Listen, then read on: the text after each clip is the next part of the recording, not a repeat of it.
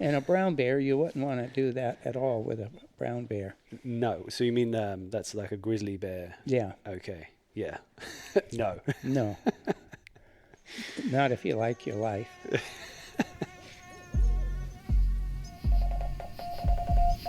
Welcome to the Wild Dispatch.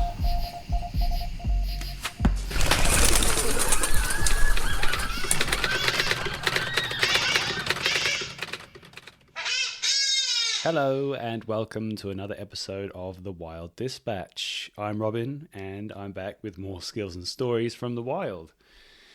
We have another great guest today, a returning guest, Monroe Robinson. I'm excited to pump out the second episode of this conversation. In this episode, Monroe and I go even deeper into the Dick Proenneke story. There's a bunch of Monroe's own stories. There's so much in there and so much detail about the kind of amazing, fantastic life that Dick Proenneke lived. Summer is ramping up here in California. It's mid-June, so the biggest news is probably salmon season opening up on the coast of California for the first time in, I think, 2 or 3 years. So there's bound to be a lot of boats queuing first thing in the morning at the boat ramp, I'm guessing. Unfortunately, I won't be in that queue. That's almost enough waffling from me, but actually I should probably say, if you're new to the podcast, then welcome, enjoy your stay. If you are returning, then that's great news. If you could do all the things that people who enjoy podcasts do, give us a follow, set to auto download so that you don't miss anything when you're out in the boonies with no signal. If you know someone who would enjoy these kinds of stories, then by all means, sling it their way. Right, I think that's everything I'm supposed to cover today. Here's Monroe.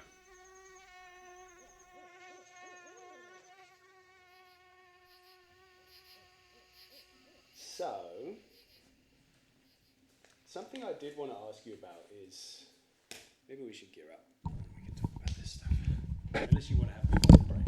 No, I didn't know you were recording when we started this thing. Oh yeah, I just started. I thought you were just asking me off camera, and then it's after a while it's like, oh, we're on here.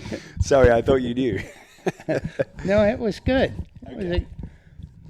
Yeah, it's just I've kind of I think when I began the whole podcast thing, I was a little more structured, and I think that just flowing into a conversation seems to be, especially it's easy when we know each other, right, and we've spent time together, and it's more natural. No, I thought listening to the podcast yesterday, I just thought your way of doing it is really beautiful. Oh, really, really good. Thank you. Yeah. Yeah, it's I'm learning. There's still so much to learn, always, I guess, with anything. But it's nice to be figuring things out and learning how to get a rhythm and all that good stuff. So the thing I was going to say to you is I want to ask about food as just a bit of a subject as well, because obviously about what Dick was eating, but also how that relates to how you were eating. And you did mention a bit that meat was kind of brought in, but a lot of people brought in meat, and he would fish as well, and I know you fish too. But I think just a bit of context around food would just be an interesting thing to just cover. It doesn't have to be enormously, but does that sound interesting to you? Yeah. Okay. Should we do that maybe after we go through some of the objects, or I don't know. Maybe I'm supposed to know, aren't I? Yeah, you asked me the question, I'll answer it. Okay. I guess I can decide later where it's going to go. Okay, so I'm curious then, in the things that you've read and in the time that you spent at the cabin, and also what you were eating while you were there for those 19 summers, and then what you understand Dick was eating while he was there. I'm curious about the similarities and the differences. One thing that I noticed a lot in reading through your book and the journal entries is that there are a lot of biscuits being made by Dick. Yeah, a lot of sourdough biscuits. Sourdough biscuits. I guess he had a starter and would be able to just keep feeding it. Did you also We did also. And did you continue the same sourdough starter? Well, that's a little bit of an interesting question. Yeah, Dick's starter, he had left it in Port Ellsworth, where he would sit a lodge in the wintertime, the last few winters when he was really old. Okay. And we had heard the owner, the pilot from that lodge, had told us that they had Dick Proenneke's starter. And then at Dick Proenneke's memorial service in 2003, so 3 years later, he spoke at the memorial service, and he brought up the starter and said that it was this plastic thing with a lid on it that had been in their refrigerator for how many years, and that it had looked like sourdoughs, but as the years had gone by, it had just gotten darker and darker and was this black stuff, and he was going to throw it out. And his wife said, "You can't throw out Dick Proenneke's sourdough starter." And so that was a really fun little thing spoken at Dick's memorial, and there wasn't a conclusion to that. It was just a sharing of what had happened to Dick's starter. So Dick had left a few things, or no, when Dick left, he had a really nice parka there, a down parka, and with a fur ruff on it, as I remember. And he had left it there with that couple, Mark and Sandy Lang, who ran the post office then. And they would, when we came through Port Ellsworth going out to Twin Lakes in the spring, they would loan us that parka so it would come back out to Dick's cabin to hang there in the summer, and we would give it back to them in the fall. And 1 year after Dick had died, then wrapped up in that parka when I got it was this plastic tote of Dick's sourdough starter. And I guess I'm not positive what was said, but I'll make up a story that I wasn't very enthused about. Like, what the hell are you going to do with that? I'm going to throw it away. And Kay had said, "No, you can't throw Dick Proenneke's starter away." And it was something similar to that.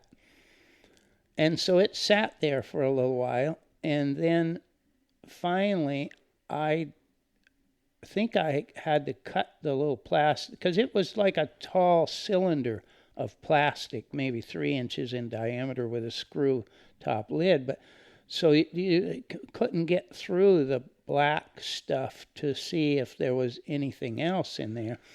So I just cut the plastic tote and the sourdough in half.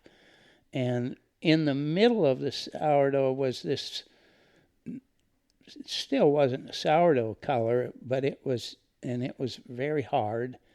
And so I dug a little bit of that starter out and rejuvenated it. And it came back to life. Did it? And so we still have that. And to me, it's definitely a different yeast in there, a different living critter than most other sourdough starters now. It's transitioned into a new world. And it still has a really good taste, but it has a little bit of an off smell to me. Okay. But in the bread as well, or just when you're using the starter? When it's just a live starter. Okay. And so so it still lives on. And long may it continue. Yeah. That's a good story. So it's active in our refrigerator right now. Oh, just here? Mm-hmm. Oh, fantastic. Oh, that's Actually, so good. no, the starter that's in our refrigerator, I tend now we keep that starter going for months at a time, and then I'll mix it up, get it active, and spread it real thin on a cookie plate and let it dry out and make some little crackers out of it. Okay. And then keep that in the refrigerator. And it'll keep pretty much indefinitely then. Okay. And you can revive that. And what we have, and I have I have one from Bella Hammond also. And so the one that's active in the refrigerator that I got started for Christmas this year was Bella Hammond's. I love it, like historic starters. Yeah. That's fantastic. It's funny, I've heard of another story. Maybe I'll have to get my parents on at some point because they met someone. Maybe I need to get this guy on as well. But he was like a seasonal sheep shearer who would travel to, I believe, the other side of Alaska, like the Alaskan islands, where he would go in the summer, and there would be sheep that lived on the island. He'd go find them and shear them, and then stockpile the hides, the furs, or the fleeces, I guess they call the sheep. And he would do that every year, and he couldn't actually even.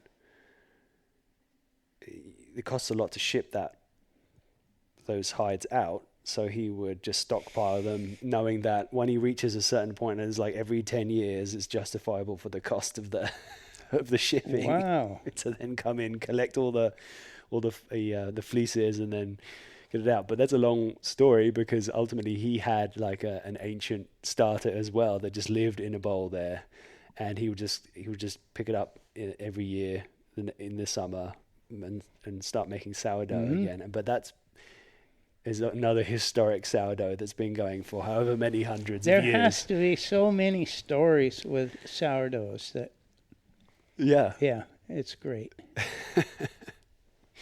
So the sourdough is a thing that you guys have literally a direct overlap in what you were eating. But I'm guessing fishing was a thing that you were both doing plenty of. Were you kind of inspired by Dick's approach to fishing? Or the way that you would fish, or did you kind of have your own way of doing it? We fished. I mean, both Kay and I like fish, and there's really there are burbot in Twin Lakes. We never caught burbot, but there's a lot of lake trout and Dolly Varden trout and Arctic grayling up there. All three of those are pretty plentiful, and typically, you have a pretty good chance of catching a fish on one of your first casts. And that's what I would do once or twice a week anyway. Just go out and catch a fish for dinner. There are salmon there, but they're usually pretty spent. They're pretty old by that time. The flesh is pretty soft. So we only ate a couple of salmon that I caught there at Twin Lakes. Okay. Did you put other ones back? Or well, when it just didn't catch them often. Yeah. Okay. And I don't know how I should put that. I have eaten porcupine in my life. Okay. We're in a national park there. Yes. So there are certain rules. Yeah, you don't hunt there. But what I was really impressed with was there are a lot of spruce grouse and willow ptarmigan and some rock ptarmigan, and they're pretty plentiful, the spruce grouse and willow ptarmigan especially. And Dick would have been able to catch those. I mean, you could catch them in his little figure 4 trap with some grain. He didn't catch any of them. He didn't eat those, and they're wonderful. I mean, I grew up eating grouse and small birds like that. I like it, and Dick never harvested those, nor did we. Yeah, and I don't think he took it. I'm not aware of any other meat that he took other than that sheep the first year. And the porcupines. And the fish. And people no doubt brought him fish, salmon in there sometimes. and would bring him chunks of moose or caribou meat. And then he salvaged, I told you, from other hunters, sheep especially. And he found moose and caribou that wolves had killed. I know one caribou that the wolves were there feeding on the animal when he chased them away. I bet that was a good journal entry. Yeah, that was great. Yeah, and the wolves don't want anything to do with you. They're not going to confront you about that. Yes. A wolf, I don't know if a wolverine would or not. A wolverine might confront you about something if it was on there. They're pretty cantankerous animals, aren't they? And a brown bear, you wouldn't want to do that at all with a brown bear. No. So you mean that's like a grizzly bear? Yeah. Okay. Yeah. No. No. Not if you like your life. And Dick ate a lot of berries, but he that wouldn't have been a staple the year round. I mean, he harvested and probably ate a lot and made some syrup out of that for his pancakes. And in the early years, he had a little garden. And you could grow little potatoes and little radishes, and he had some rhubarb there. The rhubarb plants were still growing there when we were out there, and we tried to have rhubarb at least once each summer that we would mix with, usually with blueberries. Nice. Make something out of Dick's rhubarb. That was always really fun. We tried gardening there. You have to understand that Twin Lakes the elevation is right at 2,000 feet. Oh. And timberline at that latitude is 2,300 feet. Wow. So there's only a border of timber, 300 feet vertical band of timber that borders around Twin Lakes. And speaking of that, then during the years that we were there, timberline was in the process of jumping up about an additional 500 feet due to climate change or warming environment, let's put it that way. Yes. That was not present during Dick's time there. Would have been starting a little bit, but the huge That's a big change. A big change. It's like a 25% increase or something like that almost, isn't it? Yeah, I mean, it's a huge change for out there when you're sitting at 3,000 and you have this little band of spruce trees and willows and stuff around the lake, and all of a sudden it's going up 500 feet higher. Yeah. With filling in with, first off, with alder that used to be alpine tundra that you could walk around in easy, and now it's alder that you can't move through at all. Will be a huge change for enjoying the Twin Lakes Basin in the coming decades. Yeah, I guess that's going to continue to keep rising. It'll keep rising, but it'll get thicker. And during our years out there, and knowing the place, we could still go wherever we wanted to go, even though there were great expanses of alder, because we knew where to avoid it. Yes. But as time goes on, and there's nobody with the longevity of knowledge out there, then that's going to get closed off. Apart from perhaps the wisdom of animals leaving some trails through that might be the only way to make it through. Yeah, and going through alders, even a big bull moose with big racks, it's a little easier than going where there isn't a moose trail, but only marginally easier. I don't know how a rack that's 5 feet wide can go through something, and a human that's our size still struggles to fight our way through it. Yeah. Yeah, that's just one of the mysteries of Alaska, I guess. Mm-hmm. So the one thing I wanted to ask you about with food before we wrap up this kind of little section that we were talking about is what your day-to-day food would have been when you're going over in the summer for 3 or 4 months. Is that right? Mm-hmm. did you bring? I'm imagining you must have brought quite a few supplies with you. We for brought that. a lot of grains, and we did also have a garden some of the early years, Okay. and we would mostly lettuce and kale were the two things. We tried broccoli a little bit, and you might get a head of broccoli that's the size of a quarter or a nickel or something. Yeah. The kale and lettuce did actually fairly well. It would be like gardening here in California at 11,000 feet elevation. That things just don't grow very big.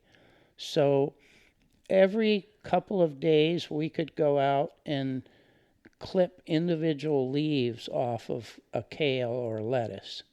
Yes. And they were small. And you would have a small little salad maybe with... We usually took out 25 pounds, maybe 50, I don't remember, 25 or 50 pounds of carrots.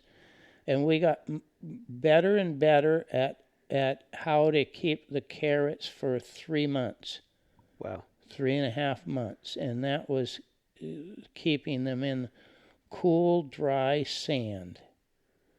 And finding dry sand was the hard, you would have to get it in the morning before the sun came up so it cooled during the night, and it hadn't rained for a while, and then you could skim just a little bit of sand off the top of along the beach, and then keep it in a cool environment. So we had a 30-gallon garbage can buried in the floor of the cabin with an insulated lid, and you would get down on your knees and bend down there and get things out of that can. And one of the things was a 5-gallon bucket of carrots, and we would have more than one of those. And then potatoes would last pretty well under the bed.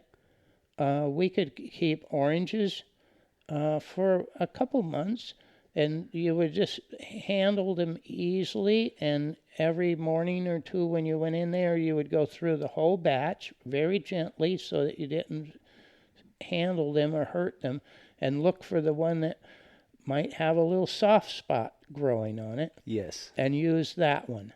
So you were constantly culling for the one that was going to go rotten and that you would still be able to eat. And that worked pretty well. That would keep oranges, and grapefruits wouldn't keep quite as well, but do the same thing with grapefruit. Eggs kept really well. Maybe real late in the season, in the 3rd month, we would start breaking the eggs into a bowl before we, if you didn't mix up your cake batter and then add the egg into it. So like checking the eggs first. Yeah, check it first. And we did go some summers that we would never have an egg go bad, but it was pretty easy to see when it liquefied, then you just didn't use it. So eggs were a good thing for us. And we always had maybe 4 boxes of like the size of a turkey box that we would have a chicken in, or maybe a half of a turkey, and then maybe a little package of sausage and some cheese, and maybe a couple little containers of yogurt. And those would go into the freezer at park headquarters in Port Ellsworth. And they were numbered, and we had an inventory of what was in each one.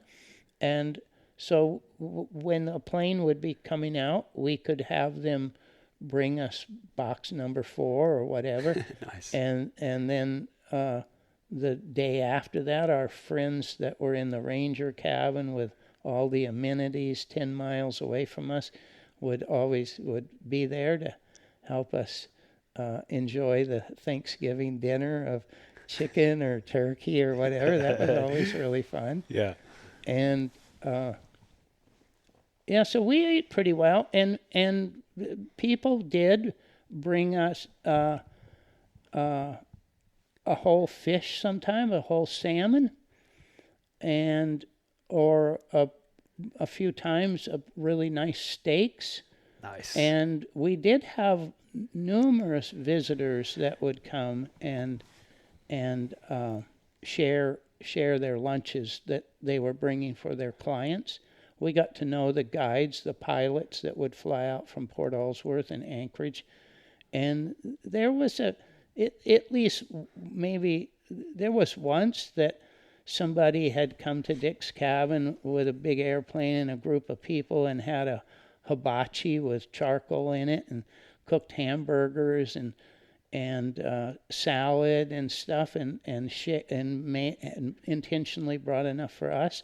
And they were just flying away, and we were walking back up to Spike's cabin, and another airplane flew in that landed at Spike's cabin, and the guide had intentionally landed at Spike's cabin where we were rather than at Dick's cabin with her two clients, and they had a gourmet dinner or lunch that they had purchased in Anchorage. So we ate back-to-back gourmet lunch. And so we got taken care of.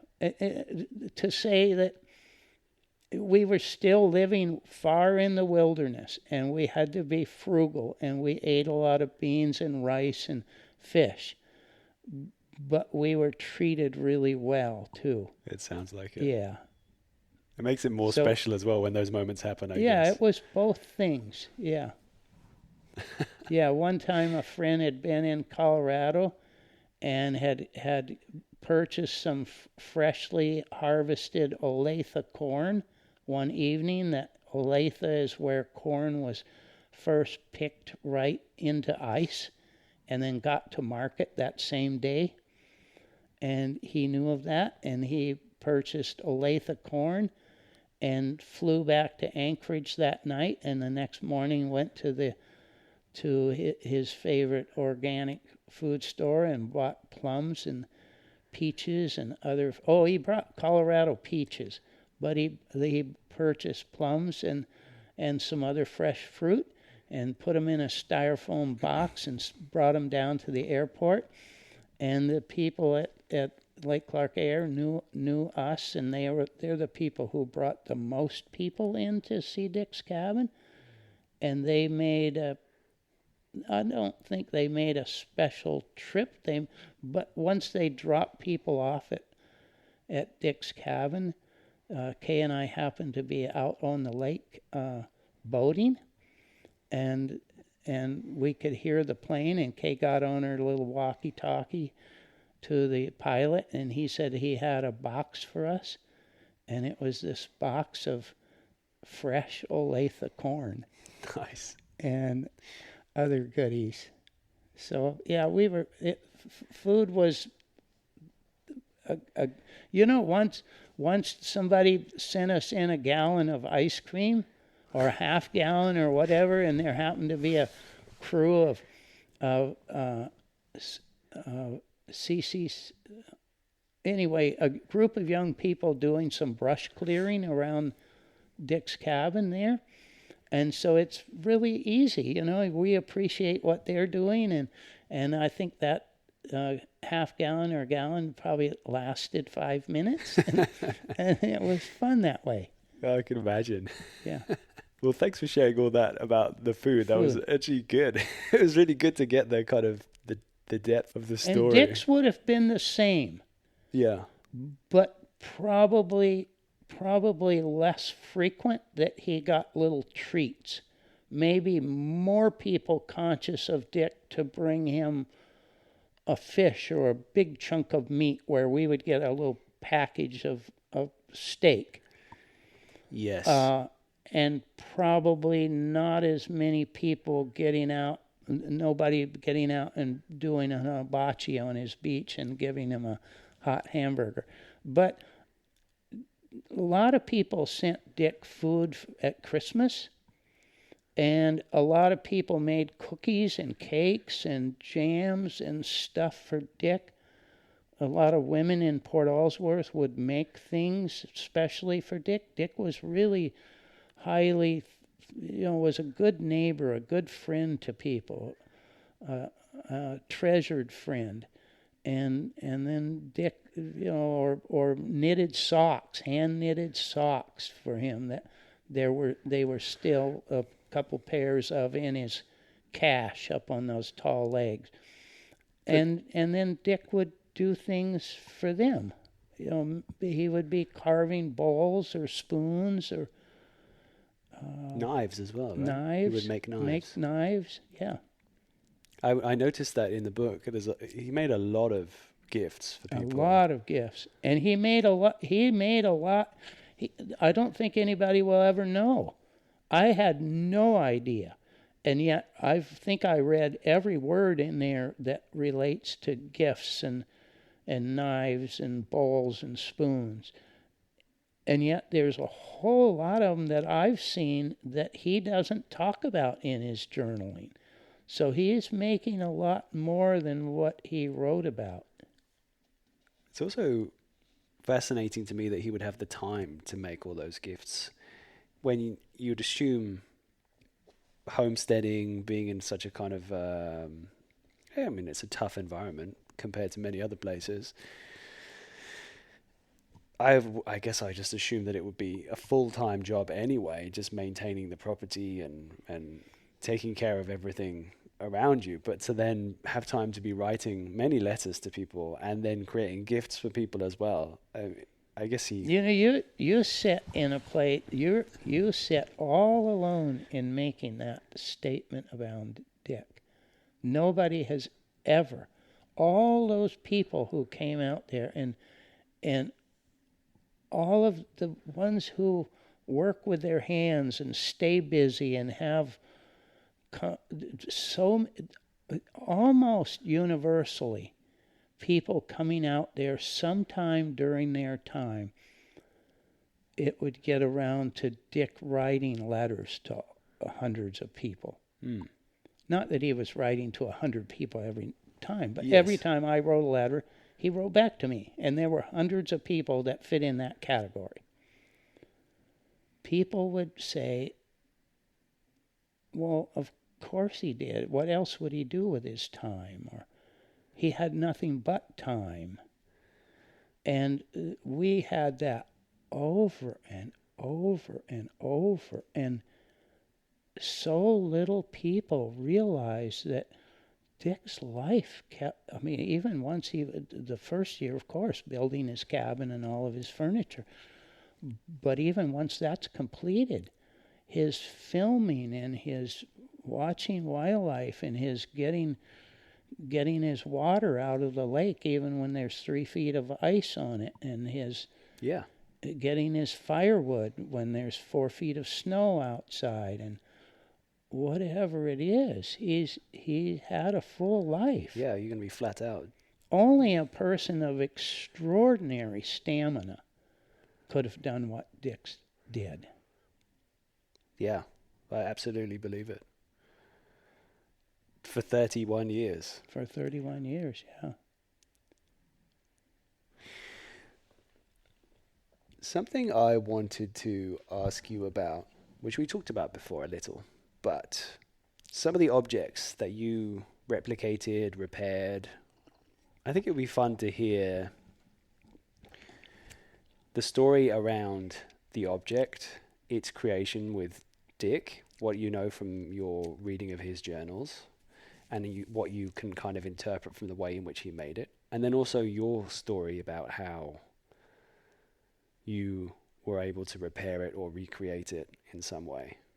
And I'm sure immediately some items might pop into your mind as to what would be ones that you would like to talk about. So I have a bit of a list, but let's go with what your gut says. Well, first off, I think it's an interesting topic because of Dick's relationship with his tools, or with the things that he made. Yes. That he journaled about making them. Not everything he made, but so many of the things that he journaled about it. And then he journaled about using it. and putting a new coat of varnish on it, or Yes. somebody borrowing it and it getting broken and him repairing it, and over with a few items he made multiple references over the last 10 years, 15 years that he was there. I think it's going to last the duration. Yeah. And so how that fed in to, yeah, there's quite a few of the things that became my real favorites of, and it also somewhat, it comes down to that my time there were people who knew a lot more about Dick's handcraft, what he made and how he used them, and that part that I became the expert in than I knew when I first moved there. There were so many things that I didn't have a clue about, and so it was really, and there were visitors that came out there that didn't know anything about Dick, but would see something and make an observation about that. Like, what's this? I mean, that was the common thing around there. What did Dick use this for? What's this?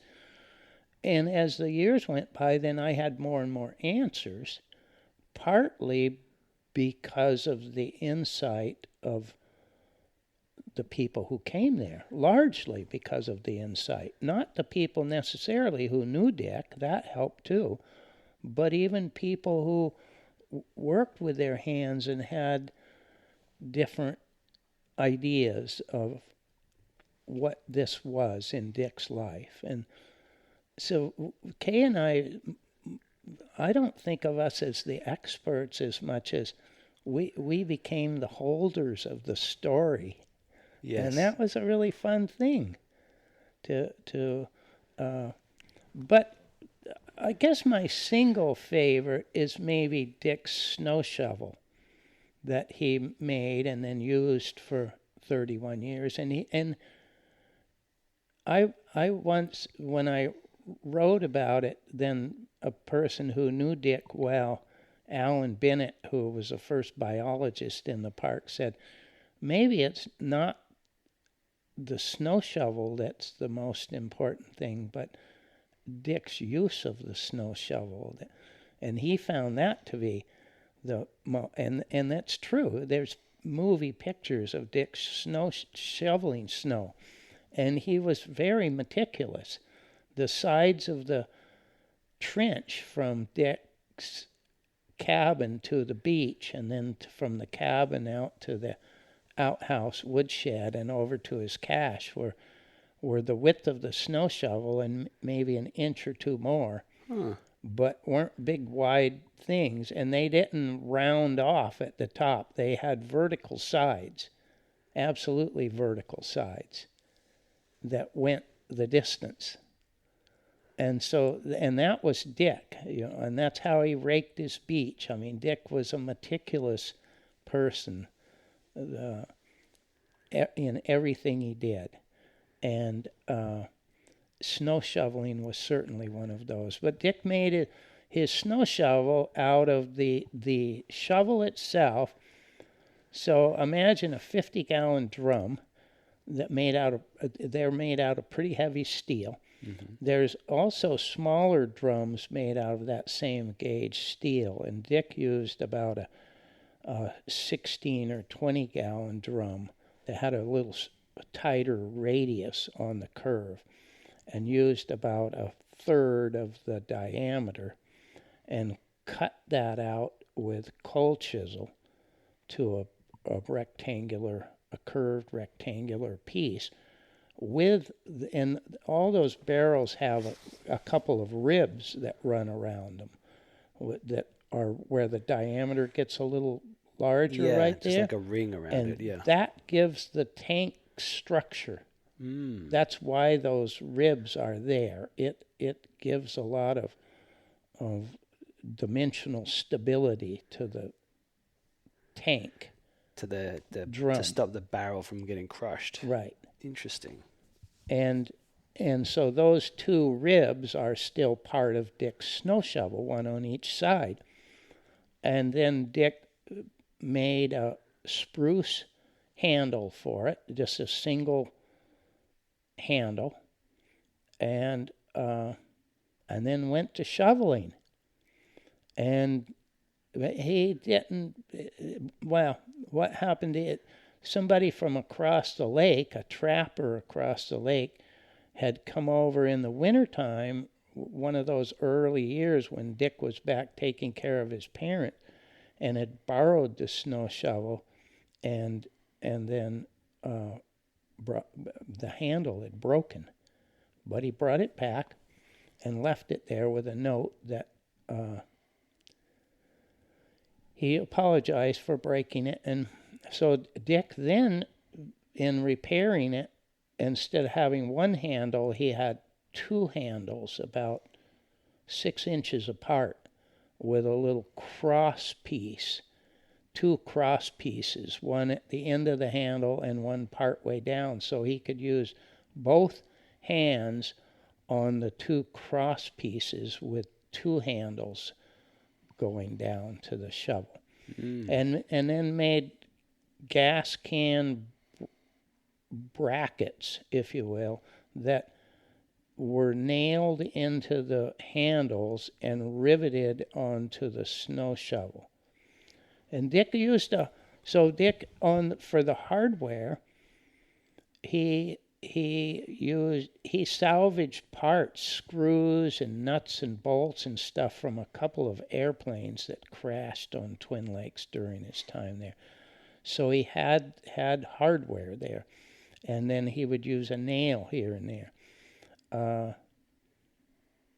So the thing was pretty strong, but in using it all those years, then the shoveling part, the part that engaged in the snow, started flexing a little bit, and eventually, by the time I got out there, it had a metal fatigue crack that went, I think 11 inches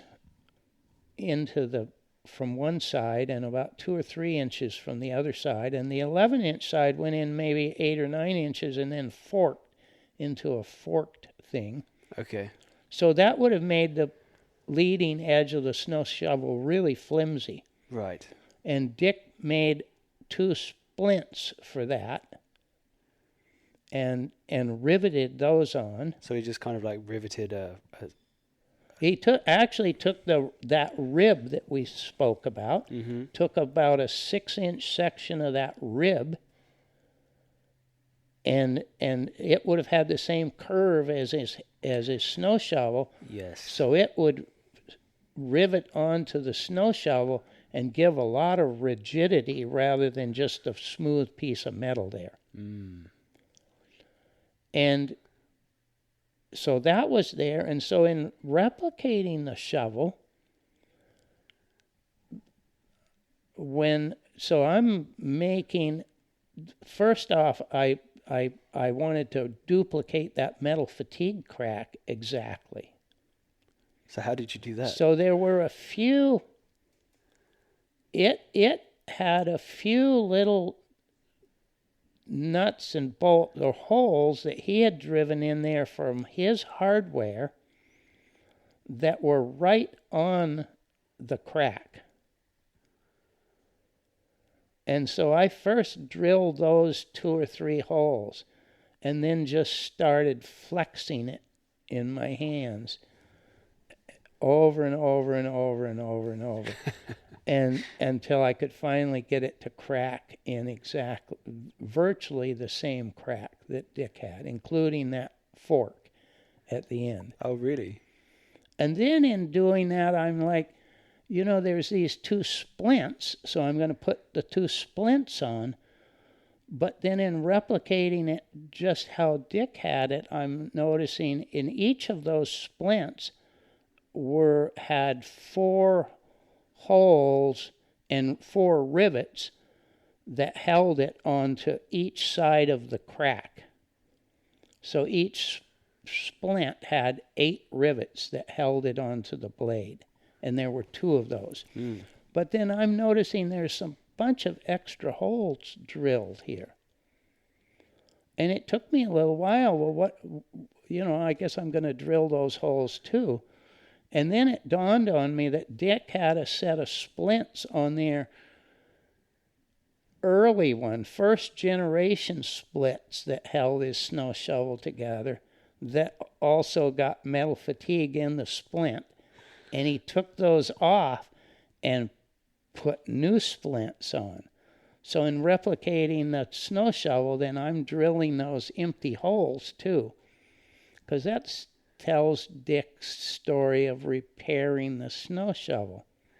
Yes. And then there's a story, when he repaired his snow shovel and put a different handle on it, then he stored it in a different place, that up in the roof of his outhouse. You walked right underneath it, and his outhouse is shallow, so you would have to duck a little bit to miss the snow shovel being up in the roof. But Dick didn't. He's 5'6" or something. But he lost his snow shovel the next winter because he couldn't find it in the roof of his woodshed. So there's all these fun stories. And then for me, too, the patina on the handle that had been used for 30 years. Mm. And yeah, about 30 years of shoveling. And mine never got to shovel snow. So, that was another part of not only smooth, but aged and weathered. And so my favorite patina chemicals was strong coffee and mud. Maybe a little charcoal here and there. And I don't think any visitor would ever come to Dick's place if they hadn't read my book or something. They would absolutely take my shovel and be able to think that Dick used it for 30 years. It would not be a question. Yeah, and that felt good. Yeah, for sure. Didn't you? I think I remember hearing an interview you did at some point with someone where you said that your replicas were so good that at some point it became tricky knowing which was the item to send back to the museum. Well, not for me. I don't think for me. It became an issue because I'm not into signing. I'm not big into signing my craft pieces here. Yes. It's just not important. I don't typically. But it became a big deal for the park to have my signature on things that I made. And I can totally see why. Yes. And I was reticent to do that even. And I did it all the way, and but still maybe an ink or something instead of carved in, and I don't know how long the ink is going to last. It's a bit of a rebellion. So that's funny. I like it. Yeah, there were fun little things. That he had several ladders, the 10-foot ladder up to his cache and the ladder up to his bunk bed, that are really, really lightweight. They're made out of like 2 or 2.5 inch diameter poles. Yes. And then he ripped the pole in half, so each side of the ladder is only half of that, and the rungs are half of those. And then he made them with a few little nails and some wire, and the wire was really a high tensile, super high tensile steel wire with a copper jacket on it, copper coat. So it looked like copper wire, but it wasn't. And it's super strong, but you can only bend it once. You bend it 2 or 3 times and it'll break. Just fatigue.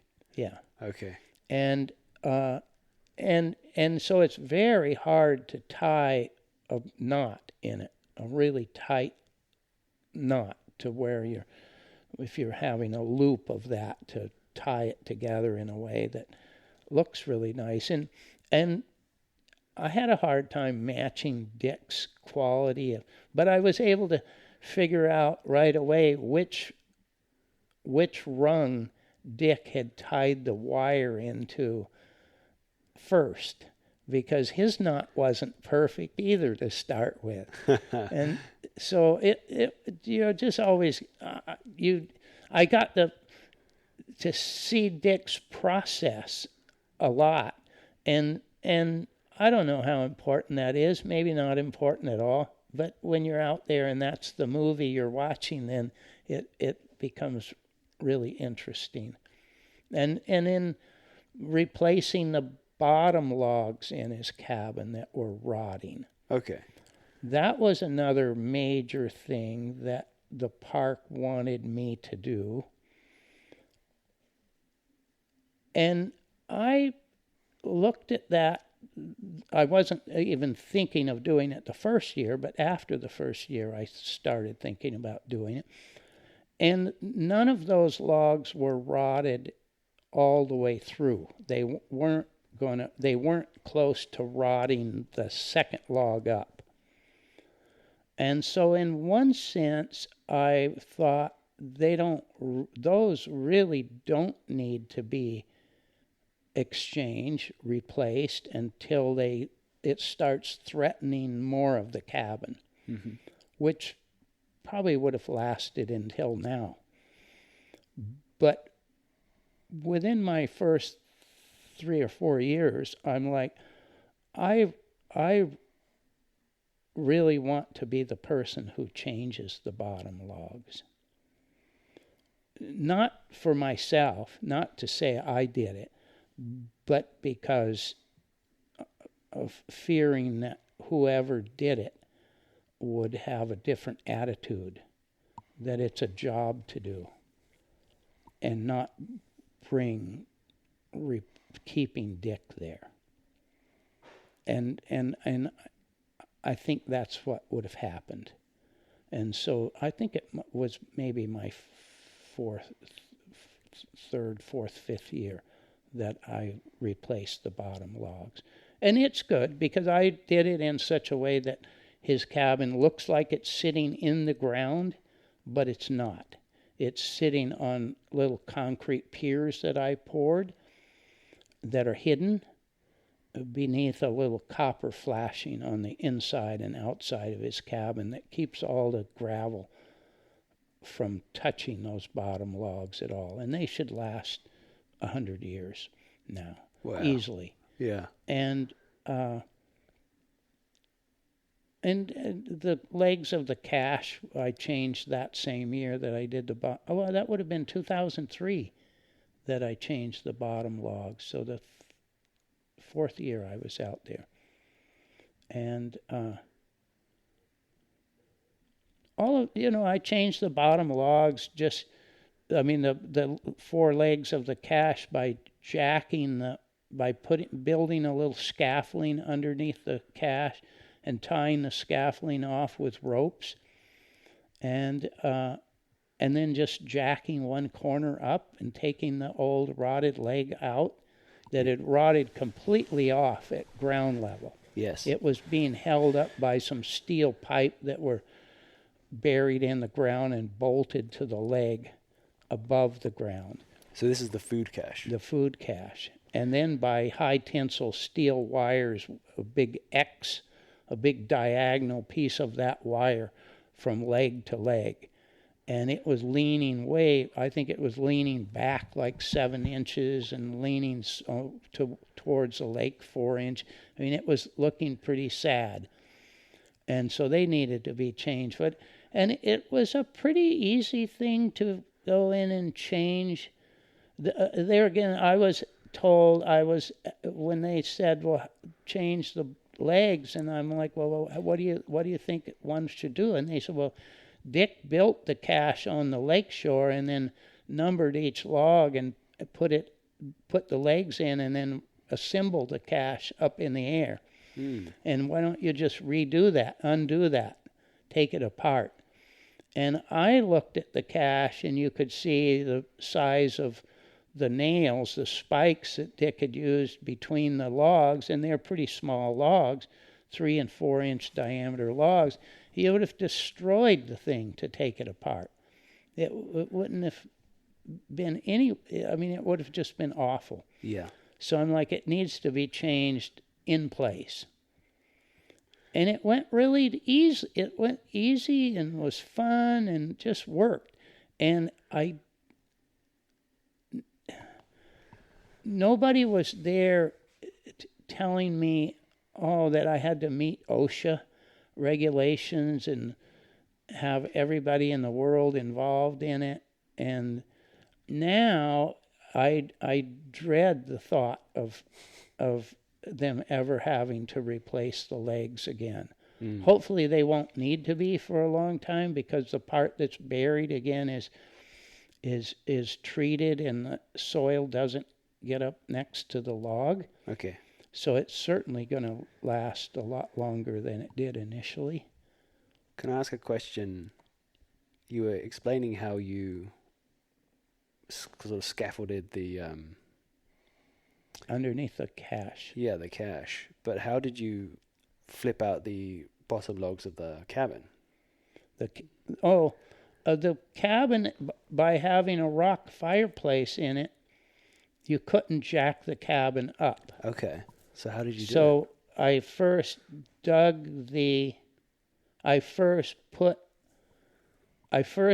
little trenches underneath 2 places in the front of the cabin and 2 places, one on each side of the fireplace, and drove pieces of firewood, rounds of spruce, underneath the cabin to hold it right where it was. So then I could dig the entire length of the sides of the cabin out and drop those 2 logs down into a trench. And then, once those were dropped out, then drive in a piece of firewood in the front and back of the cabin on each side. That makes sense. Against the second log up. And then I could drop the first log off the front of the cabin and the 2 short logs off of the back of the cabin.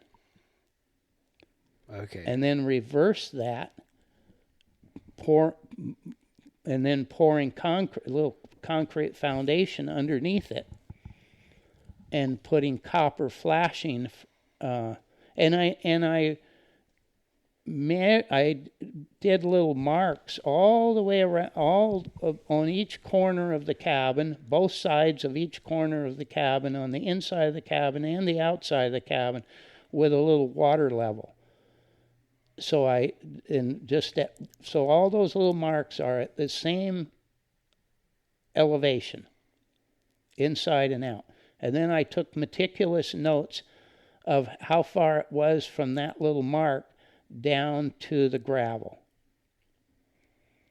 And then when I redid the cabin, I could tell that I had maintained exactly the right level if that little mark was in the right height, and if I needed to raise it or lower it, then I could do that. And then I could also put copper from flashing nailed onto the bottom log all the way around the cabin on the inside and outside, 1 inch higher than the original gravel level. Just mathematically, I could mark that on the cabin because I knew where the gravel was supposed to be. Yes. I could put that copper right to 1 inch above that. And then I could backfill, and the backfill, if the backfill is kept 1 inch below the top of that copper, then Dick's gravel level when I got there will be maintained. Yeah, pretty technical. It is, but it's all just really easy, straightforward stuff. I think as long as you... It didn't take a theodolite or something to figure it out.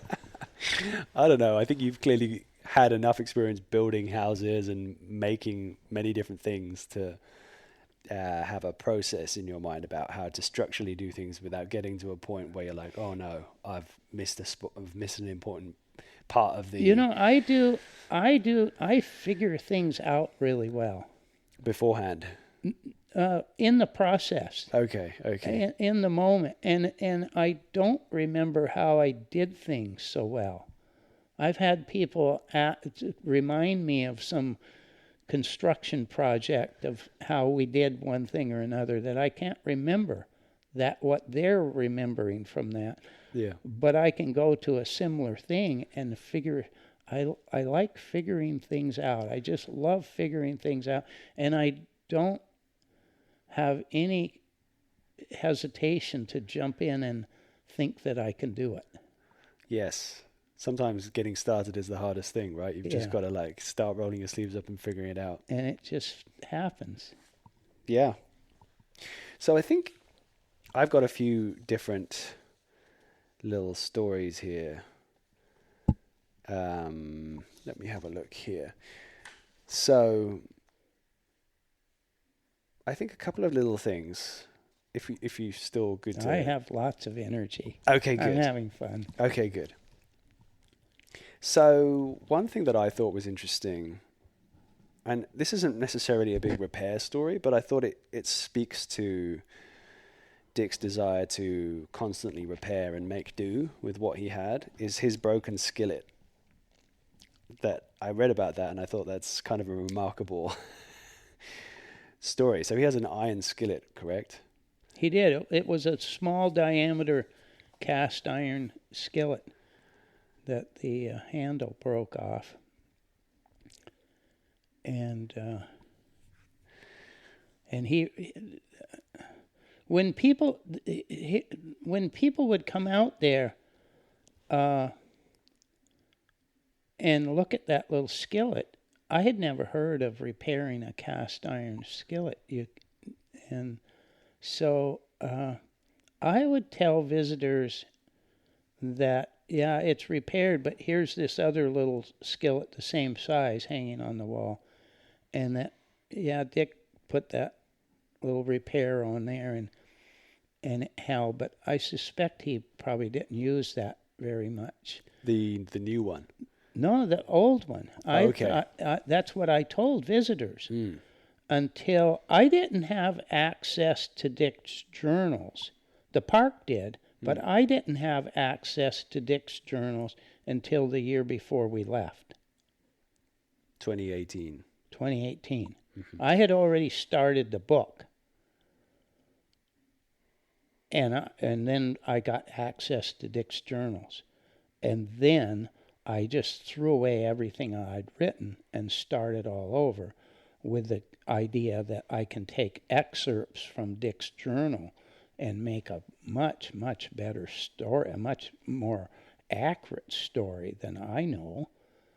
And that skillet speaks to that maybe you remember. It was like 10 years or something. That's right. He spoke about when it broke. It was at Christmas or some certain day, and it was 10 years later, and he had and he had never gotten a second little skillet out there until right at the time that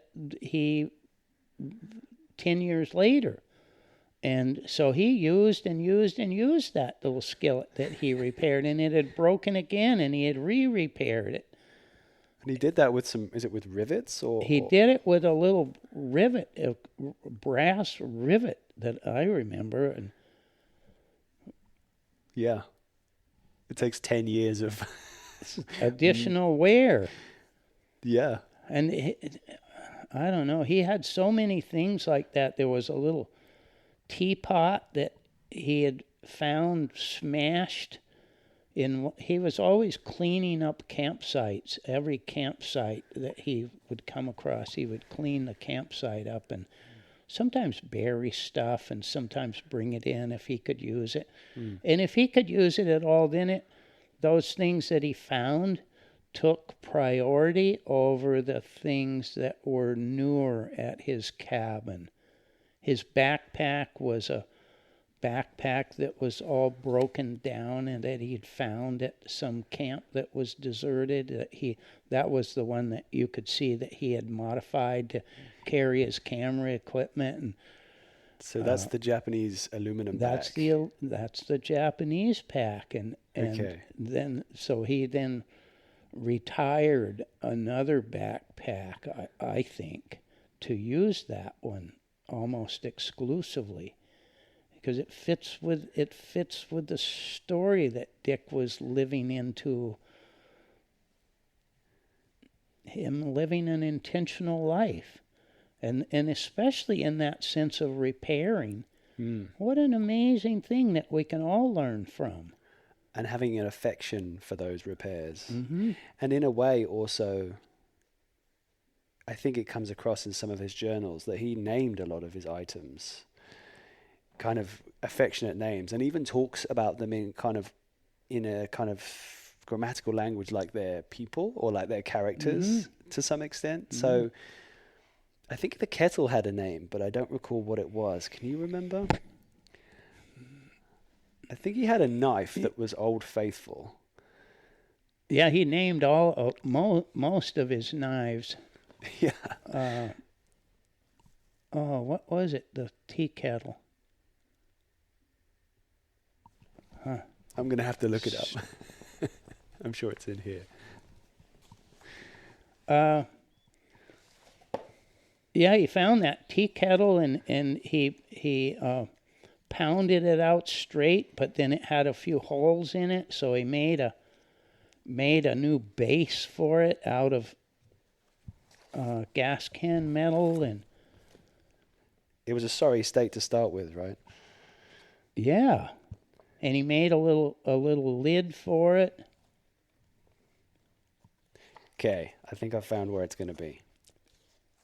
And the nice thing is we can just cut this out in a second. Me going through your book.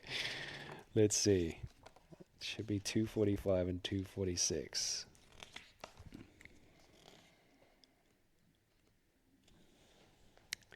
Old Residenter. The Old Residenter. That's the name of the tea kettle. So, Residenter. I wonder where that name came from, why he used that. Huh. I can't think of why he would have put that name to it. But the repairing, we had a Jeff Myers, a person that lives here in California, came up there and had a walking stick, and he said that Dick had given him the walking stick and a walking staff. And I looked at the staff and said, "Oh, it's broken," and Dick repaired it. And you could see Jeff was a little, like he had not known that it had been broken before. And so he was a little disheartened that Dick had given him a broken walking stick. And he was a really nice man, and he and his wife, they're wonderful friends of ours to this day. We just spent time with them at the apple juicing. Yes. I thought, well, and I said, Jeff, I know that what you're telling me about this is one that Dick Proenneke gave you is true. It doesn't have his signature. It doesn't have his name on it. But the repair is his signature. Yes. And if you want to see it, I can show you 2 other walking sticks out in Dick's woodshed that he continued to use that are broken and repaired. And so that was another one of those times when a visitor to Dick Proenneke, the communication taught me about Dick Proenneke. That was the time that more than any other single time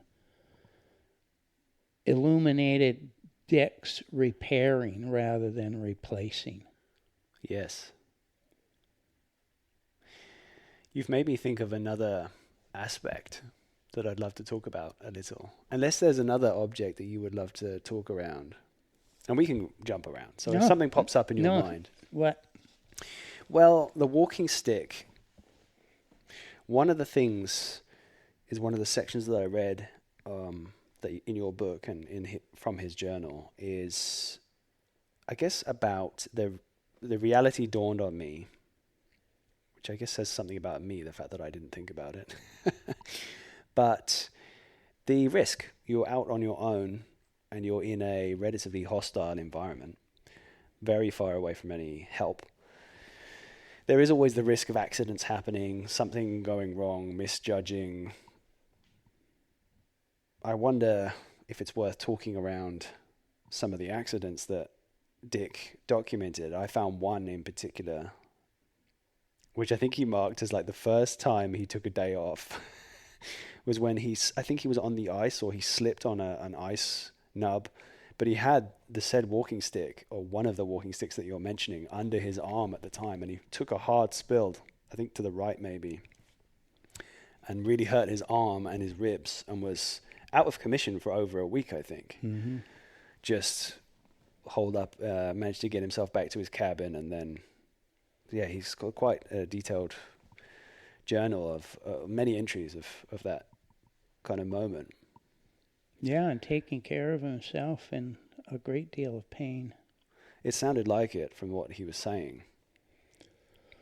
Yeah, and slipping, going through the ice once, not full body, but mm-hmm. part body.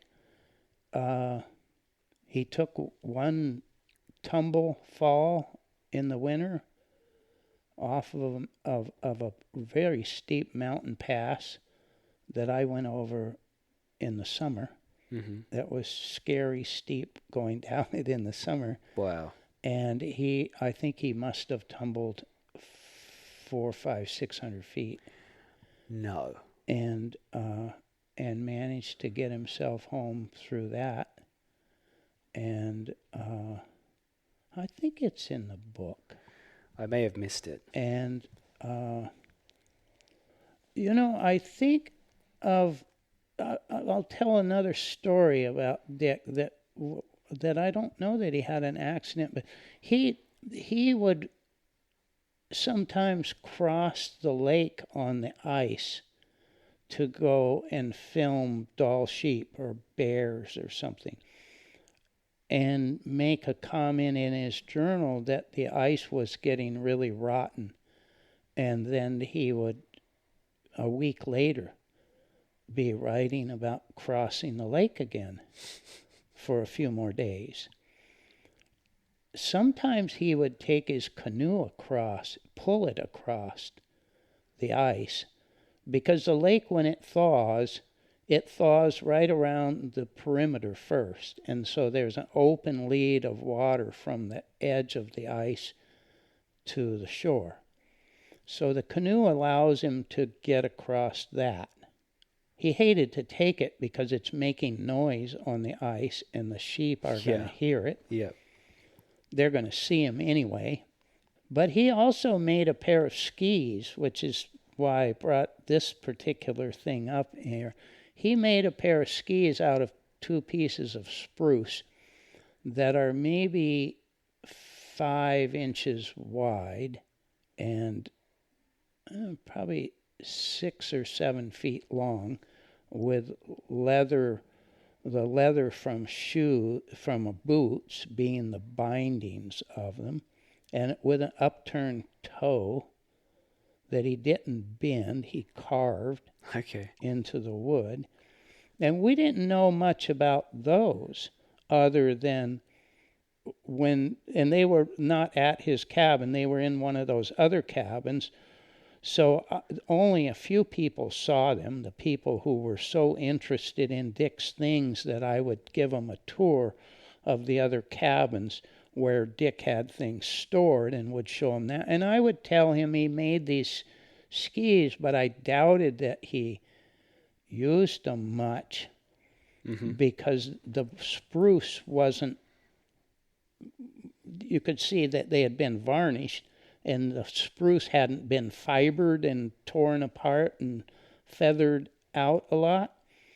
And so that was my story. I had stories about all these things, and they frequently weren't correct. Only in getting getting access to Dick's journals that last year and writing the book, did I investigate that and see Dick did use those skis a lot. And they weren't cross-country skis, they were ice crossing skis.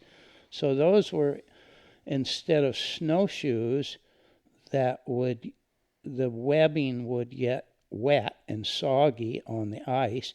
He would use those skis to ski across the lake so they're rotten ice skis. Yes. That would extend the season that he could cross the ice and get on the other side.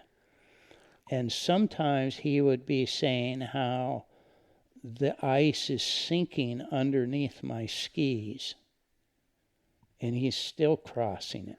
And he's saying that'll be the last time. But it wasn't. He would still cross it again. So I'm saying this both to tell you about the skis, and he then, where they got abraded, he would sand that and revarnish them to where when I saw them, they looked like they were skis that hadn't gotten a lot of use. They were just well maintained. Well maintained, and the bindings had some repair on them that he talked about in his journals that I wrote about. So I got to learn a lot more about all of these things that I had been giving. I mean, I think we did a really good job. I did a really good job of interpreting his tool. But there were a lot of individual places that I just didn't have it right until the book came. Because by the time I knew it, then we were into our last season there. Yeah. But I like to think of, and Dick would sometimes walk across that rotten ice in the spring. And we're talking about accidents, and this was didn't happen, but when it got too soft, he would have his canoe there that he could put his weight on and still push, and his skis.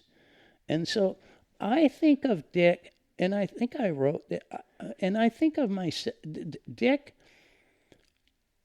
was a blend, an interesting blend, and I've put myself in this same category in my life. Was just an accident waiting to happen with a super, super refined sense of where the limit was. Yes. And he played that edge a lot. He knew that he shouldn't be up on that mountain pass in the middle of the winter.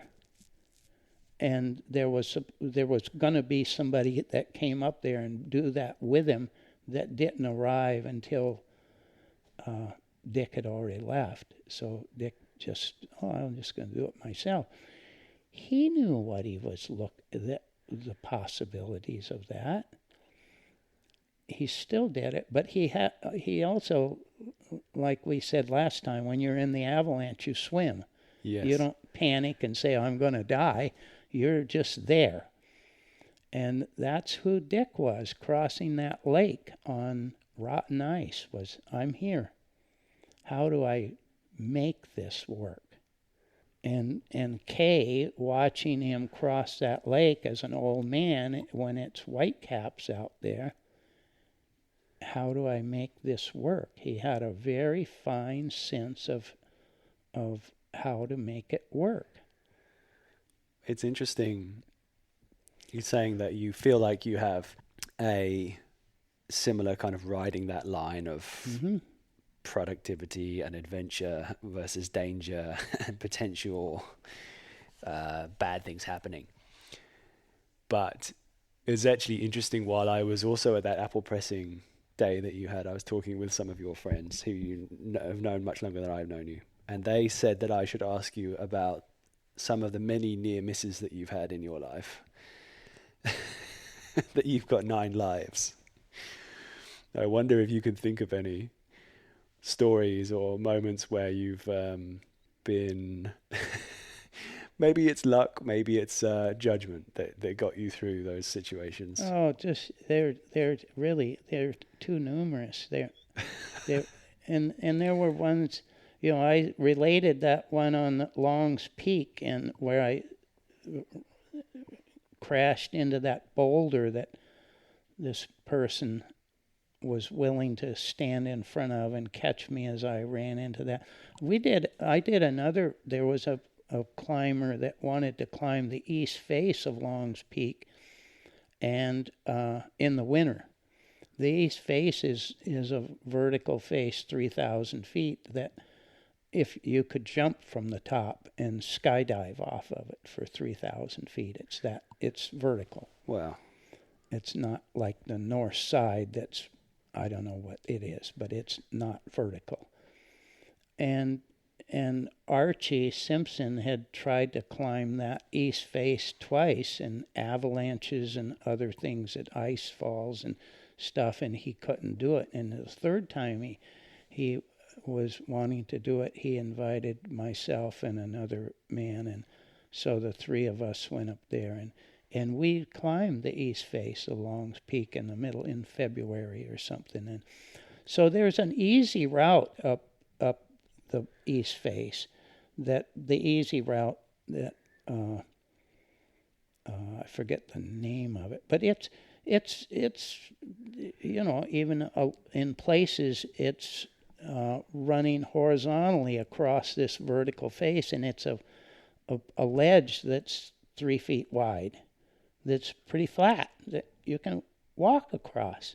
And then there's other places that you're climbing straight up. But I have pictures from doing, that's Broadway. It's called Broadway, that goes across there. Yeah. And the snow, instead of being a 3-foot snowed over ledge, is a snow bank that comes out to the outer edge of Broadway and goes up the side of the cliff about, 15 or 20 feet.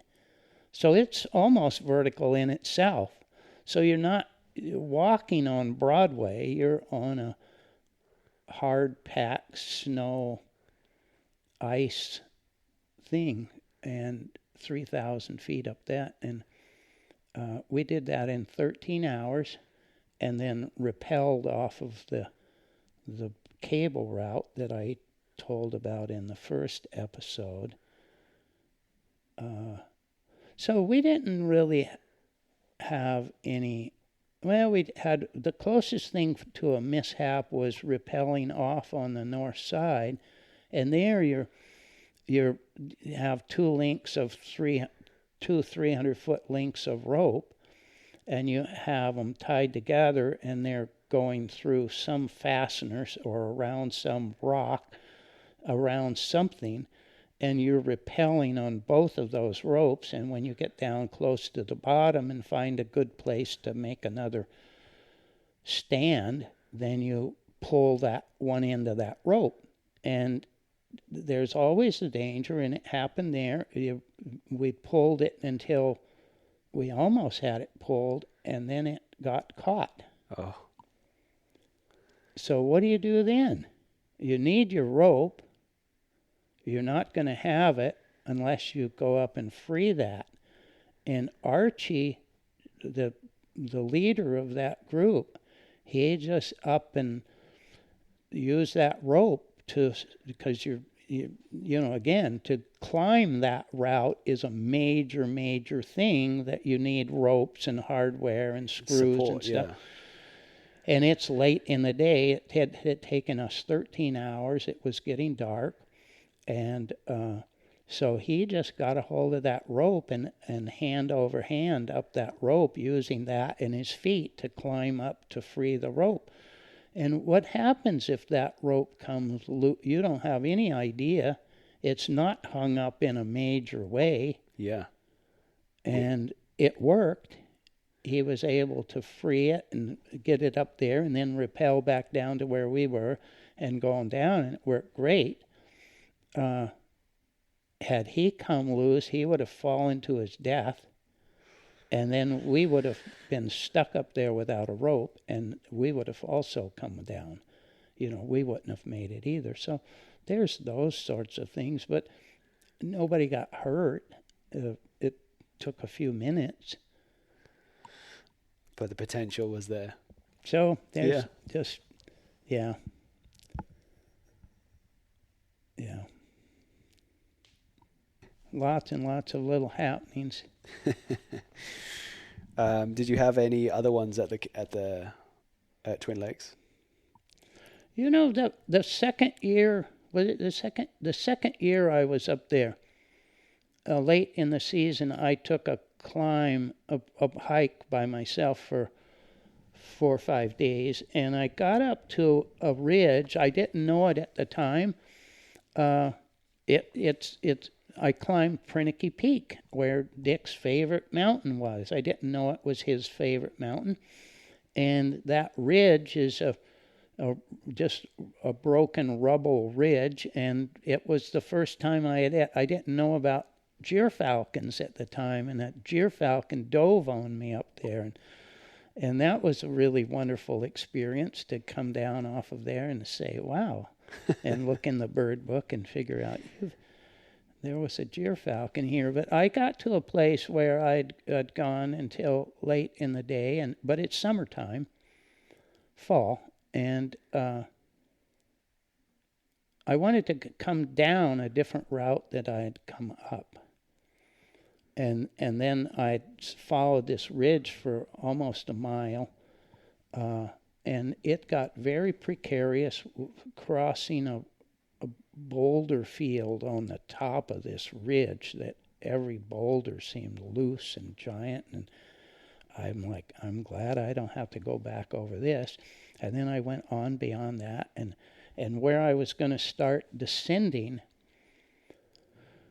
had a place that was just intimidating to me, that I'm like, I can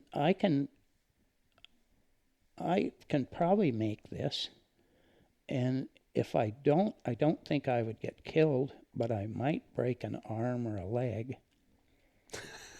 And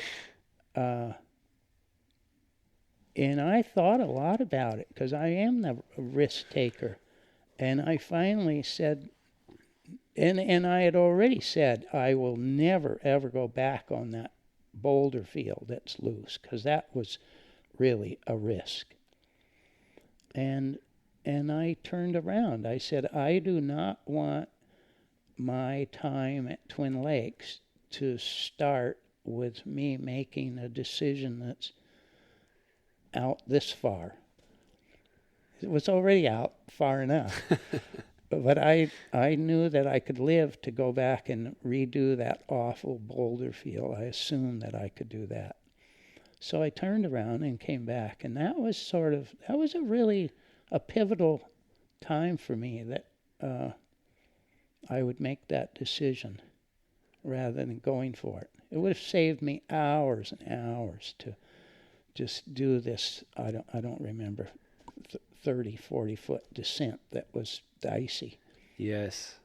I think there is a point, I feel like I can relate to that there's a point where, I don't know if it's ego or like testosterone or something, where something compels you, that makes you feel like you ought to do it, to justify something to yourself almost in some capacity. But the moment you realize, like, I've done the calculations and this is just not worth it for like the things I love in my life right now. Does that make sense? Yeah, and there's Kay and I we're really, really happy that nobody had to rescue us ever. Yes. There. Yeah.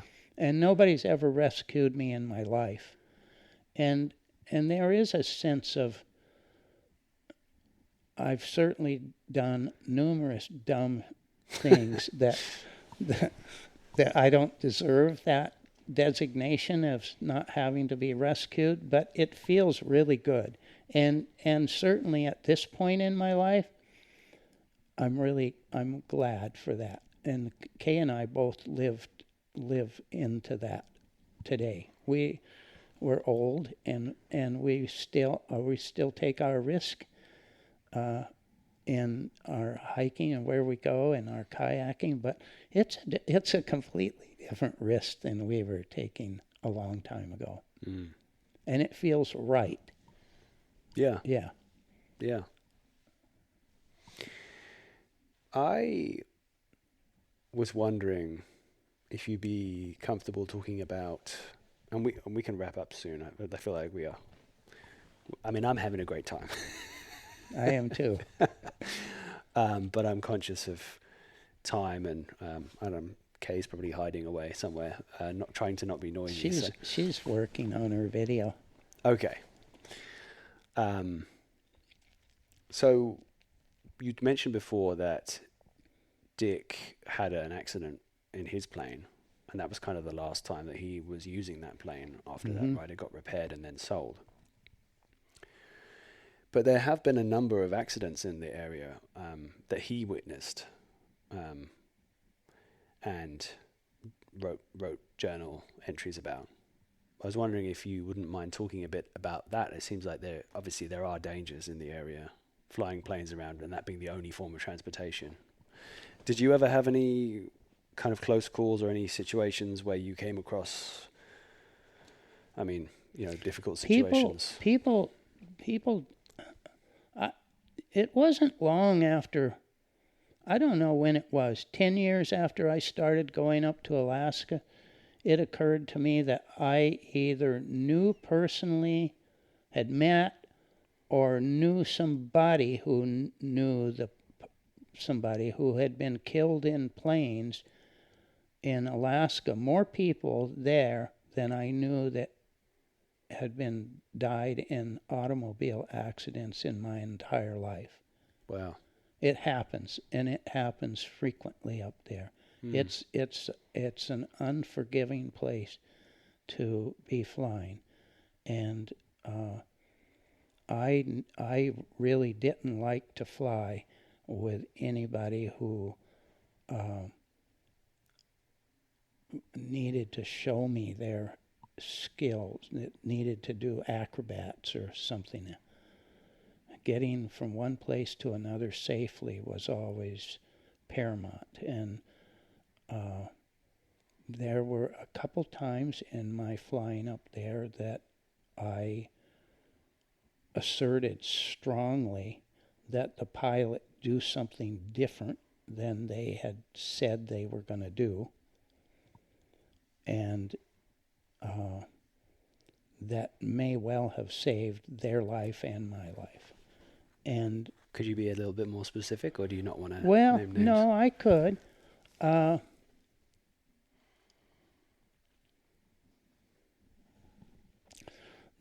one that comes to mind the most was a new pilot that season, first year pilot flying in Alaska, that was flying me from Anchorage out to Lake Clark, through Lake Clark Pass, and I had flown through Lake Clark Pass many times, and Jay Hammond had told me when we were flying through there once that people that sometimes that the pass is fogged in completely, and if you're already flying at the very bottom of the elevation as you get there, that the width of that canyon is not wide enough to turn around in. And so if you fly into a whiteout in the pass, you're in a really bad situation. You made a mistake in getting there in the first place, but you have a better chance of flying straight on through it than you do turning around. That sounds scary. I mean, whatever you do is bad. Yeah. You can try to climb out of it and climb a few thousand feet and hope that you don't hit either wall in the process of climbing out. But he thought it was better to try to come through it. And he told of somebody that had crashed trying to turn around in the bottom. So that happened to me with this new pilot. And he got right in the pass and said that he was going to turn around. And I just quickly told him that, no, that this, and I sort of made up a story.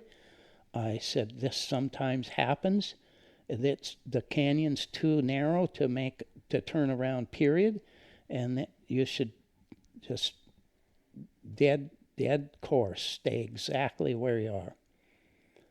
And we popped out of it. So he died a few weeks later. Really? Along with 2 or 3 other people up there. In that same spot? Not in the same spot, not doing the same thing. And so I don't know if that was a right decision. It worked that time. Might not have worked. Yeah, there's close calls up there flying.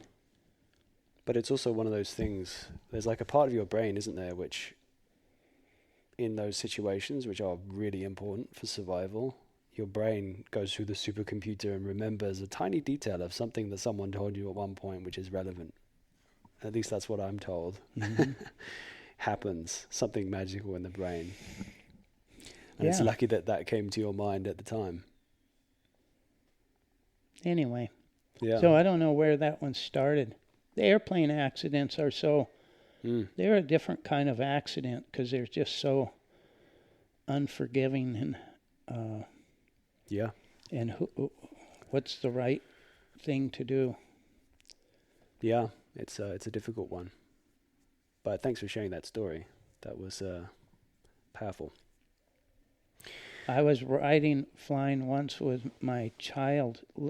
They were leaving at the end of their summer at Twin Lakes, and I was going with them and flying from Port Allsworth back into Anchorage. And that, too, was with a woman pilot that hadn't first season pilot. And the weather was really, really bad. And I remember thinking several times, because I couldn't see exactly where we were going, and thinking, man, this was just such a badass idea of my ever coming up here and bringing my child up here to Alaska, and their mom is never ever gonna forgive me if something happens here, and all of that's true, and nothing happened, and Amy was a wonderful pilot getting us through that. So you think about those things like, oh, couldn't I turn around and do this take number 2 that I stay put? Yeah. You know, Kay was flying one time in her teaching job out there. She was a mentor teacher in a lot of different villages in southwest part of Alaska, and a plane flew in there, and she, at the last minute, the visibility was 0 and icing conditions, and she's like, nope, I don't feel right, but I'm not going to do this. And then everybody else backed off too, so it was a tough day for the pilot, but you need to be able to do that sometimes. Make the bigger choice and not feel the community pressure. Yeah. It's a hard thing to do sometimes. But I guess that's the important thing. You've got to listen to what feels right. Yeah, and it was the first year I think Kay was here that one of the women that she worked with up there all the time died in the winter, those conditions. Leaving her children. Yeah. Yeah, it's the cost of being in such a remote place, I guess. It's the realities, which I mean.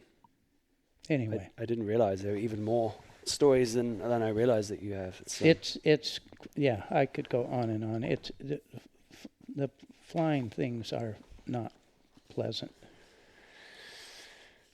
I have one other little area which I'd love to ask you Good. about, if that's okay. Good, something lighter. Yeah.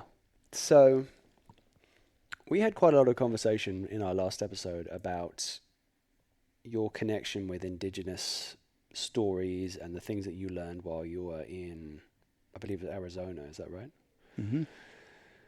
But when I was reading through your book in more detail, I saw that you did have some observations about the historical evidence of indigenous people at Twin Lakes. And I particularly enjoyed what you were saying, and I don't know if this is the same big boulder that you were talking about before, but you used to go with Kay and camp up at an area next to a big boulder. Mm-hmm. Could you tell me a little bit about that? And also finding indigenous objects as well. Your experiences over there. Yeah, Kay and I would. I think the third year the second year I was out there, one of the pilots knew of my really wanting to see caribou. Okay. And so the pilot had flown west of Twin Lakes a few miles, 10 miles away from Dick's place, and the caribou migration was coming through there. And thousands and thousands of caribou. And it was late in the day, and so he told us that, and it ended up that the ranger from the lower end of the lake, 10 miles away, what happened to be at Dick's place right then. So I'm like, oh, can I catch a ride with you going home to the woman ranger? And so I ended up taking my camera, but I didn't have my telephoto. I don't know. I didn't have the whole gear. I don't have any photos from it. And went down there, and there's like between 10 and 20,000 caribou coming down off the mountain and ready to cross the river. And I'm get to spend the night right here with all these caribou clanking across the river, and there's some noise of that I didn't know what it was. It's like little calves getting separated from their mom, okay. And both the mom and the calf are the cows making these grunts trying to identify where her little calf is, and so in the morning I wake up, and that night when I went out there, I hiked a couple miles past Twin Lakes until I came up over a ridge, and there's like 600 caribou right below me, within 200 yards of me. And I'm like, oh, this is a good place to camp. And then there's all these other caribou coming down and crossing the river. And the next morning there were quite a few caribou that were missing their calves and running, they're going to get eaten by bears or wolves. So I got to see that. And then the next year I was working at that ranger cabin where that woman ranger had been the year before, and doing some work there, and Kay and I were together, and we started seeing caribou coming over this same ridge, and I was working 12 hours a day, 7 days a week while I was there, but I said, if these caribou are still here in the morning, we're going to take off a day and go out there. And they were. And so Kay and I went out there and then hiked. We crossed crossed the lake so that we crossed the river. In essence, we crossed the lake in the boat, and then started walking down the river. And there was this area is it's like hilly country, these little hills, one after another, after another, after another, and it ends up that what they really are is the terminal moraine from an old glacier. So they're piles of gravel that are hundreds of feet high. And you're just up and down and up and down. And they're not steep, and they're not really high. They're, some of them are 50 feet high, some of them are 200 feet high. But there's one out there that had this great big granite boulder sitting at the top of it. And we found it's sort of like a little beacon inviting. It's the tallest one around, and you get out there, and that night we got to watch a couple thousand caribou in one herd, and 2 brown bears and a wolf and a black bear and 2 golden eagles hunting caribou, and watched it continuously. I mean, it was always there. It was what we were watching until it got too dark to watch, and got to just see this amazing thing. At one point, we didn't see any kills, and we didn't really want to, but we did see where the bear, one of the bears, would walk along sort of out of sight and then charge into the herd of caribou. And the caribou wouldn't just bolt and hysterically. They would just spread out in a great big sea, a big open sea shape, with the open sea is where the bear had run into the middle. And then they're standing out there, I don't know what it was, 50, 75, 100 yards. I don't think it was 100 yards away, 50 yards away. But a big open sea. And that happened several different times. And then finally, the wolf had charged in there, and then it hadn't caught anything, and it had disappeared. And the bear had charged in there again, and then some caribou were running up, and I said something about that they're heading right up to where the wolf is. And the wolf then came out and was able to single out a little calf and was chasing it, and chased this little calf for a few minutes and was getting right on it. And then both of them went behind a moraine, and we couldn't see what happened. But the moraine is maybe closing off 50 yards of our view, and it's alpine. There's not a single shrub any taller than a 18-inch high blueberry plant up there. Yeah. There's no secret rock caves up there. It's open tundra. And we sat there and watched, and were sad. We knew what had happened, that the wolf had caught this little fawn. And in 5 minutes or so, the wolf walked out from behind that moraine. And it had its tail between its legs and just walking in a straight line away from it. And we're like, what in the world is this about? And pretty soon the little calf ran out from behind the moraine. Seemed uninjured. So whatever happened there? This magical mystery. And so when I was on the river the year before, I had never seen one of the calves get with its mother again. It happens, but it's not common. It's big country. Yeah. And you're lost out there then. And we had little calves come up to us during migrations that they're lost. Yeah, they there's don't nothing have any you can idea. there's nothing you can do to help them. So we're watching this little calf, and we watched it for maybe 30 minutes, maybe 40 minutes, and there were several caribou cows out around in the alpine that were not attached to the big herd, that were obviously, you can tell because they walk with their heads down low, and they're looking for their calf. And finally the little calf and a cow saw each other, and they run together, and we're sort of happy. It's not a match. It's a rejection. Oh. So the cow goes off by herself. The little calf is still running around, and then finally a second one, and it was a match. So the little caribou get back in there with the herd, and Kay and I because I had years as a youngster, as a first going up to Alaska, what I really wanted to be a wildlife filmmaker.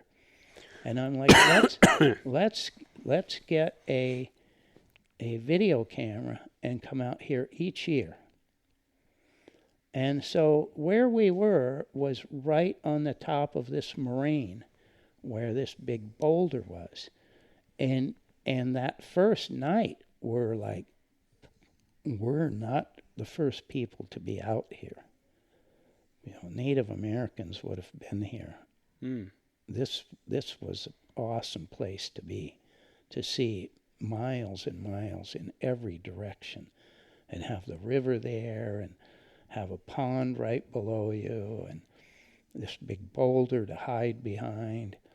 I don't think we found it that night. I think it was the next year when we went out there in 2003 and started videoing wildlife, that about 15 feet from that boulder was a ring of stones, which archaeologists have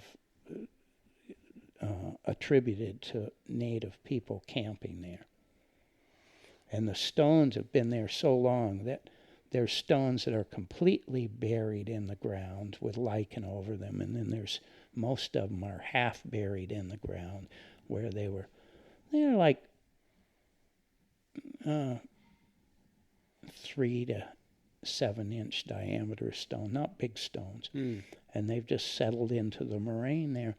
And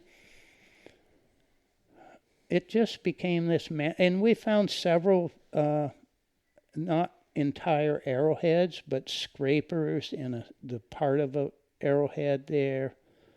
There's just evidence of a lot of people there. In another place near where we went numerous years and watched wolves at a den, that was obviously a place ancient hunters hunted.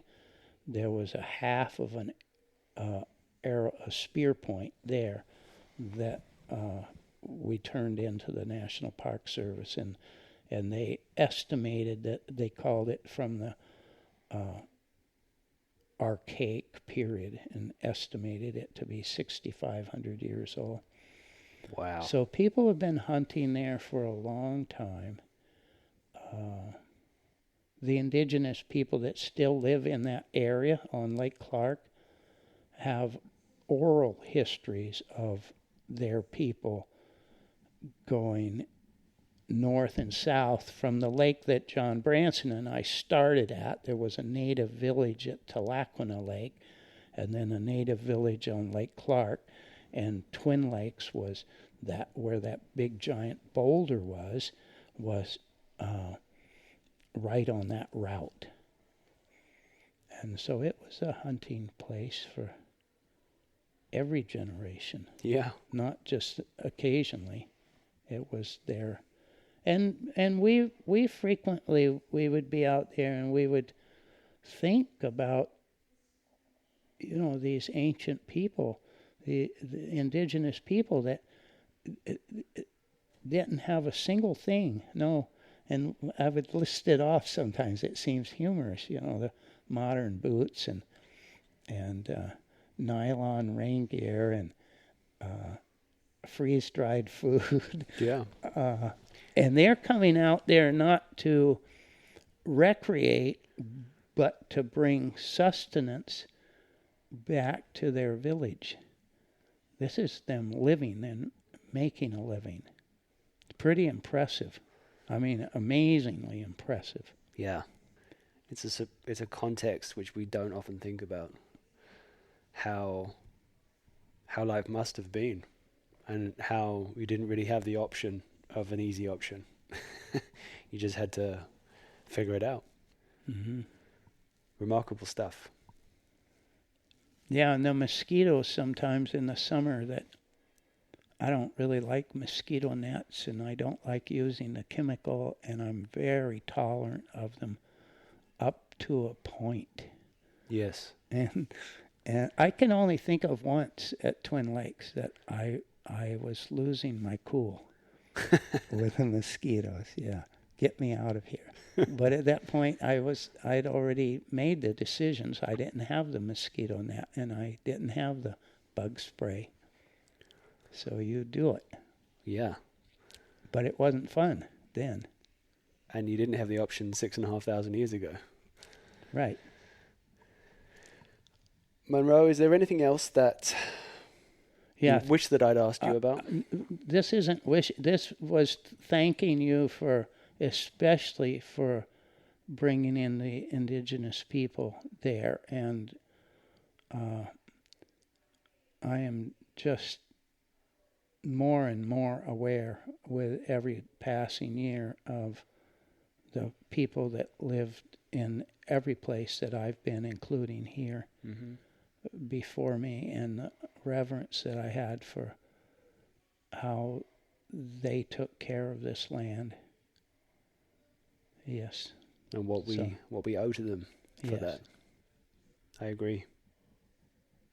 Yeah. Thank you, Robin. Thank you, Monroe. That was amazing.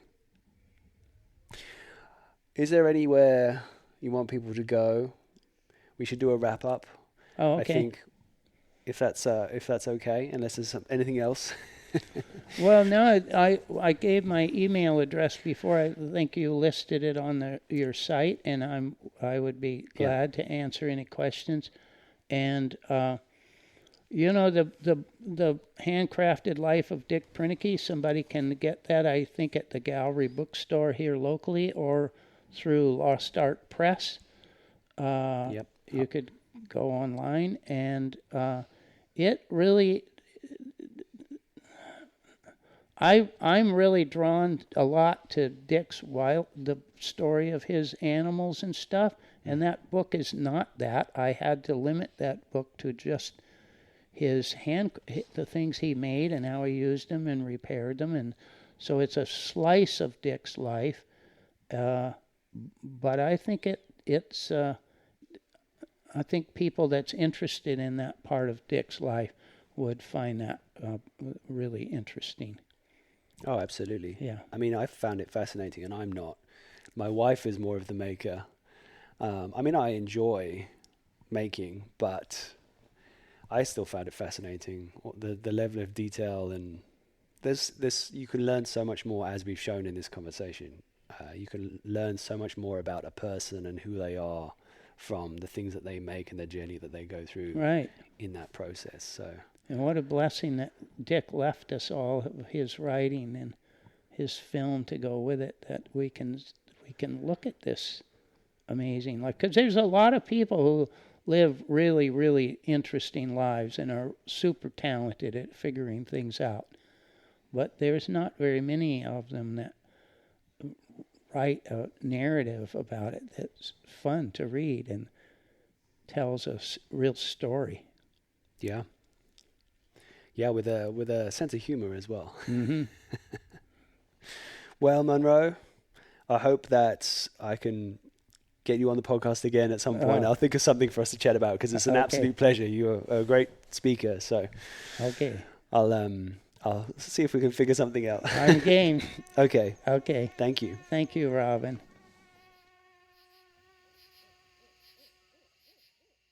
Right, that's another episode done and dusted. Once again, a big thank you to Monroe for a fantastic conversation and for being such a fantastic guest. As he said in the conversation, if you have any questions or if you want to check out his book, then by all means go to Lost Art Press, or just use the old tippy-tappy on Google and search The Handcrafted Life of Dick Proenneke, Monroe Robinson, and it will come up there. Thanks again, everyone, for listening. If you've got to this point, then that's a good sign. If you just take another couple of seconds and give us a follow, subscribe, give us a nice review even. If you're that crazy about it, then by all means, share with a friend. That's all for now. Thanks again for listening, and until next time. Welcome to the Wild Dispatch.